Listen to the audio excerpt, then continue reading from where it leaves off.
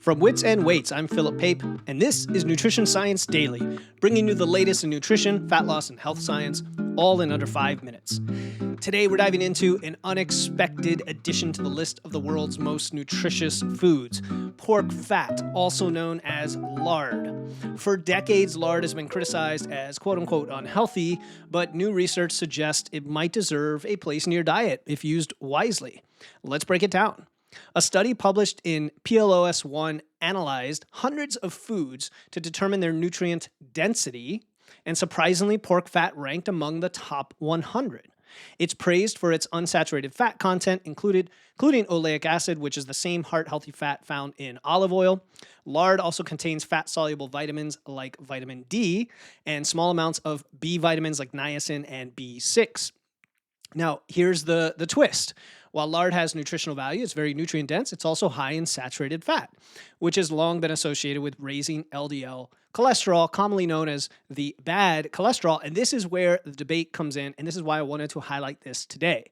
Some newer research suggests that saturated fat may not be as harmful as once thought, especially when consumed as part of a balanced diet, although most health organizations still recommend limiting saturated fat intake. And I'm going to go on a quick little tangent here. I used to be in the low-carb, kind of keto, paleo crowd. I ate lots of saturated fat. It definitely increased my cholesterol.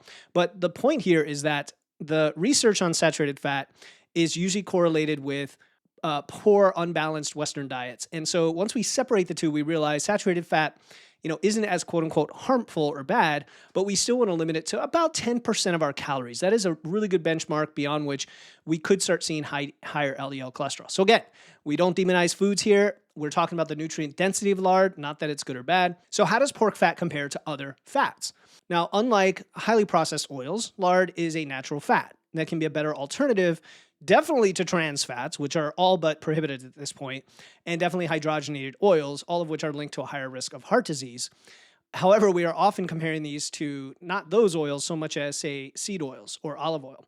And in my opinion, no particular oil should be overly demonized, including seed oils, and in fact can be a better alternative for some people in their diet, depending on if they have too much of one type of oil or fat versus another. So again, it's about context and balance. Anyway, when lard is used in moderation, or I should say pork fat specifically here, it can be a versatile and flavorful cooking fat for roasting, frying, and baking. In fact, in the old days, people would make pork fat or bacon, and they would leave the fat, take the fat, and they would store it for later and use it in their cooking. When I grew up in South Florida, in the Miami area, all my Cuban friends and their parents and grandparents would make some rice, and they make fried plantains using oil stored in a jar in the fridge. And the oil was from other things that they had cooked. So effectively, we're talking about the same thing here. Now, from a practical purpose, what does this mean? Well, if you want to incorporate lard into your meals, here's what I would do.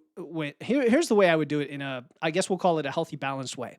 First, I would definitely pair it with something that fat complements very well, which is nutrient-dense foods like vegetables, or even lean proteins like chicken or fish. We know that fat increases the absorption of vitamins. So it's always a nice combination. It's great for flavor. It's great for mouthfeel, all of that. Number two, I would combine lard with other healthy fats. Olive oil, for example. But again, I would balance out the saturated and unsaturated fat so that the saturated fat doesn't exceed about 10% of your calories or a third of your fat. And then I might avoid overusing lard if you're doing like a fried or a heavily processed recipe, even though you're making it yourself, because then you might have a higher level than you probably want in your diet. So again, moderation is the key here, kind of like what your grandma used to say. A tablespoon of lard contains about 115 calories, including 12 grams of fat. So it's very calorie dense. It's very easy to overdo like any fat, including something like peanut butter. So think of it as a flavorful addition rather than a primary fat source in your diet. And that's a nice way to keep it at a balanced level. All right, one final thought is that pork fat has been a staple in many traditional cuisines for centuries, from Latin American tamales to European pastries. And the recent interest in lard reflects a shift toward embracing, whole minimally processed foods from animal sources, from natural sources, even if it was once considered unhealthy. We just have to make sure not to go extremely in the other direction. So the bottom line here is lard can be part of a balanced, nutrient-dense diet when used mindfully, when used in balance. It is not a free pass to load up on fried foods or ultra-processed foods, but it's also not the villain it was once made out to be. Like any fat or any food, it's about balance, variety, and how it fits into your overall nutrition plan. All right, if this episode gave you a fresh perspective on fats and lards especially, check out my main podcast, Wits and Weights. I dive deeper into topics like fat loss macros and building a sustainable nutrition plan. Follow the show wherever you listen to podcasts and share this episode with someone who loves exploring traditional cooking methods. Tomorrow, we'll explore how new technology is helping prevent malnutrition in aging populations. It's a fascinating look at the intersection of health and innovation, so don't miss it.